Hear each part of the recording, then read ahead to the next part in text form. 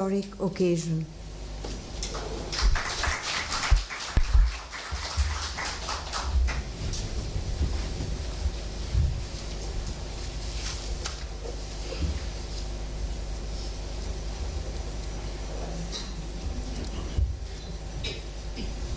मैं भारत माता के पवित्र चरणों को स्पर्श करता हूँ और उनको प्रणाम करता हूँ.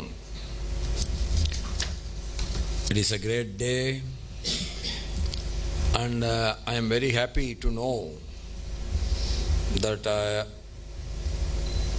I am able to continue the good legacy of our former Vice President B.T. Jati ji, that this Ramana Ashram should continue its good work, and I am very happy to be here on the 146th Jayanti celebrations of our Bhagavan Sri Ramana Maharshi ji and the release of our commemorative coin.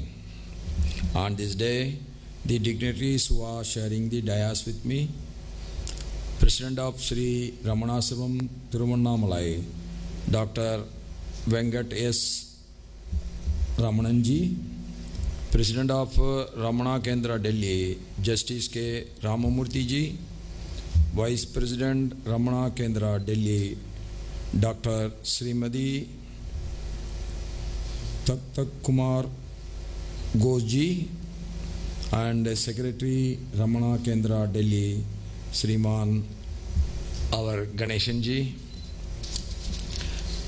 our Attorney General who came here, Venkatramani ji, and our Srinivasan ji, who was in charge of Sanskrit wing of RSS.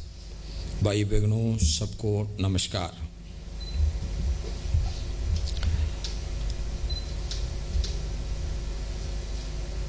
We know only two great people. That is, we call them as two covenantees. One is Lord Muruga, the other one is our great Bhagavan Ramana Maharshi ji.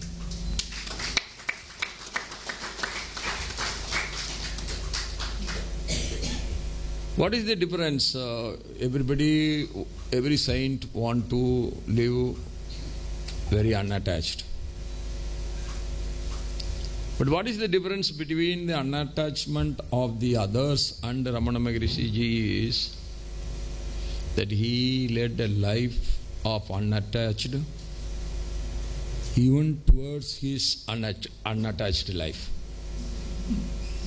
Others will think that I am leading, I am a great man, I am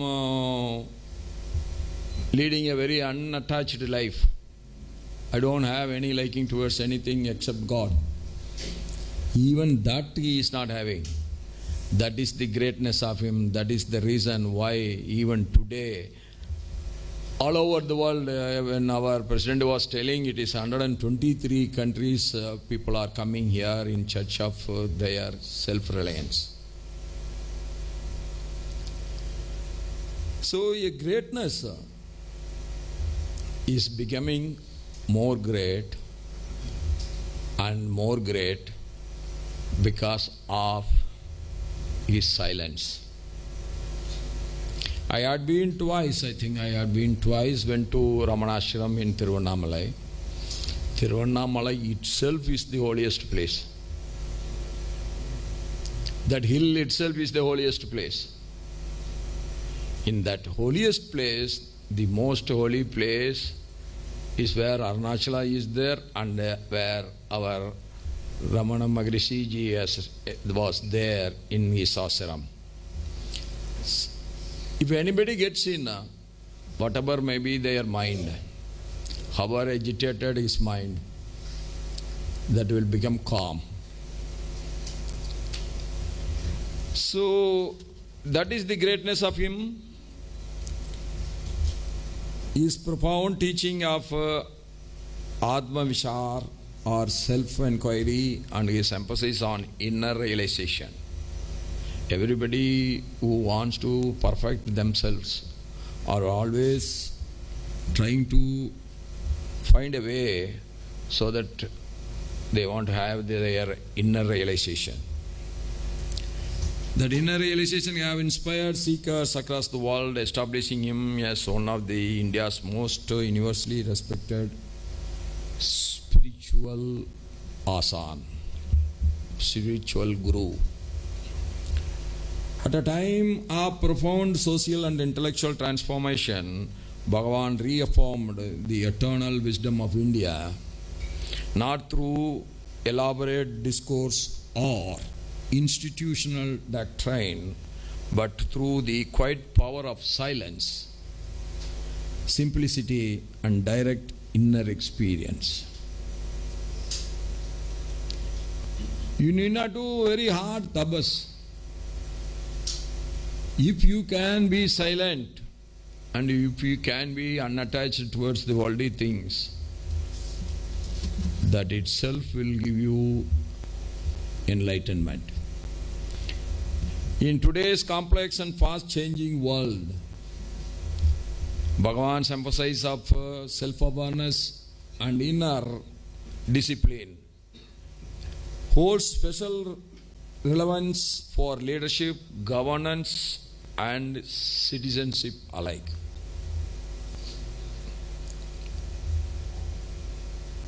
Why we need a spiritual thinking? You have to keep your conscience always aware about the negative things. For that, you need a spiritual thinking inside. Then that will tell you not to do the negative things, not to do the wrong things, not to do any harm to others. Never practice negative thinking, action in your life. That is why we need spirituality. His message always transcends religious and cultural boundaries and continues to guide spiritual aspirants across India and the world. He never preached anything. This faith is good, that faith is not good, this God is good, that God is not good. God is one.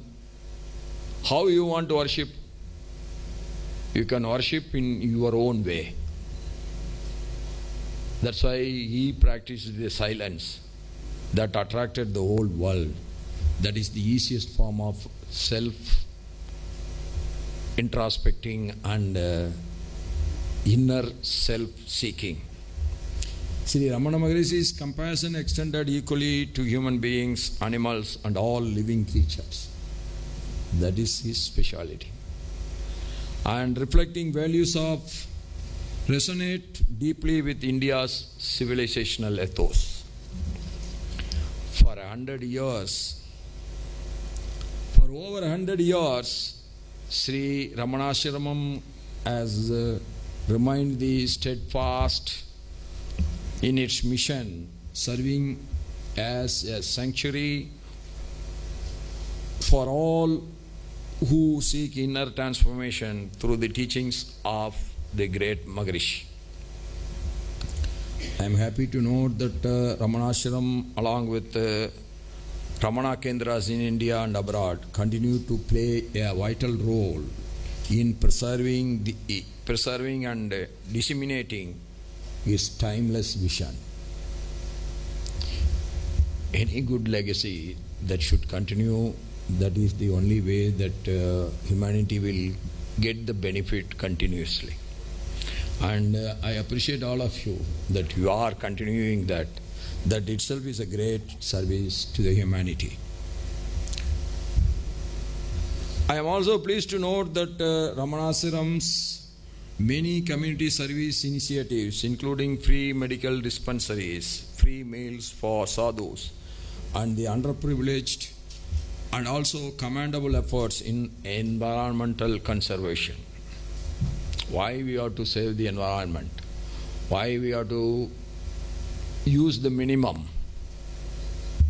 That is, then only the future generation will be in a position to live and enjoy the world.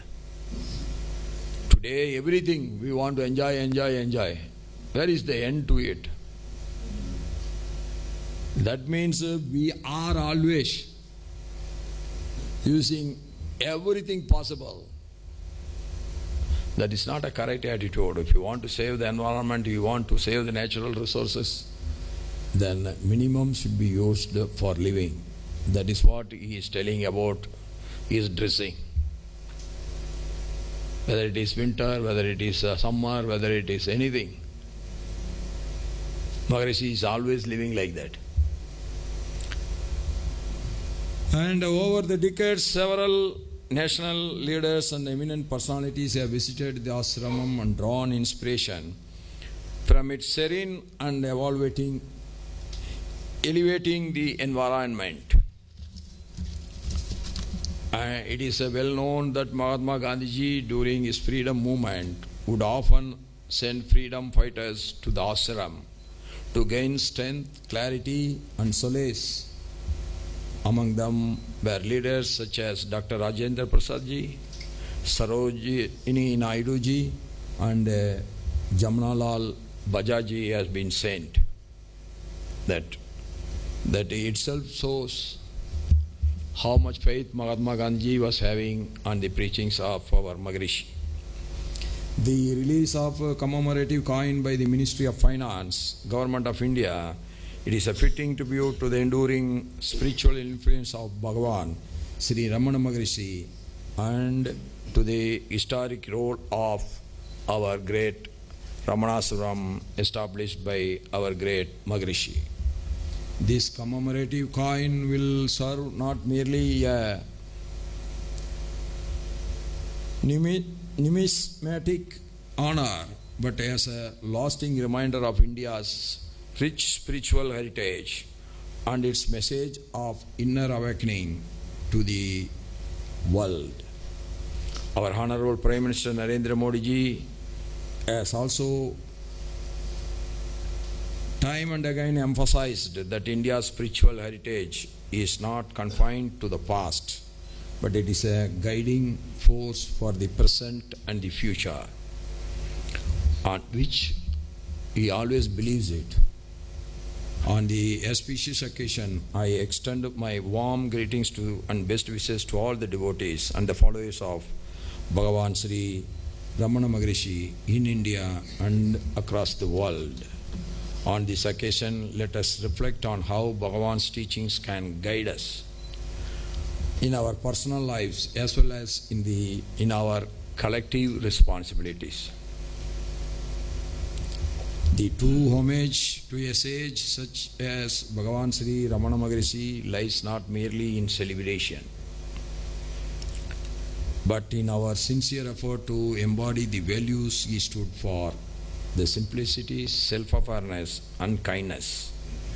May the teachings and the grace of Bhagavan Sri Ramana Maharshi continue to illuminate our minds and guide our nation towards greater harmony, wisdom, and above all, the inner strength. And they were telling that I have come here, and they were thanking me everywhere. Every speaker was thanking me, but indeed I want to thank every one of you, and I want to thank the government of India for releasing such a wonderful coin on this day. That is, every good thing, wherever it is, small or big, every good effort, wherever it is, that has to be supported by every right-thinking person. Whether he is big or small, that doesn't matter. When there is a small good work, small good effort, then we all must support it. That is the only way that we can build a very, very positive society. So, this evening, I am with you all. That is my pleasure and honor. Thank you. Jai Hind. Long live Mother Bharat.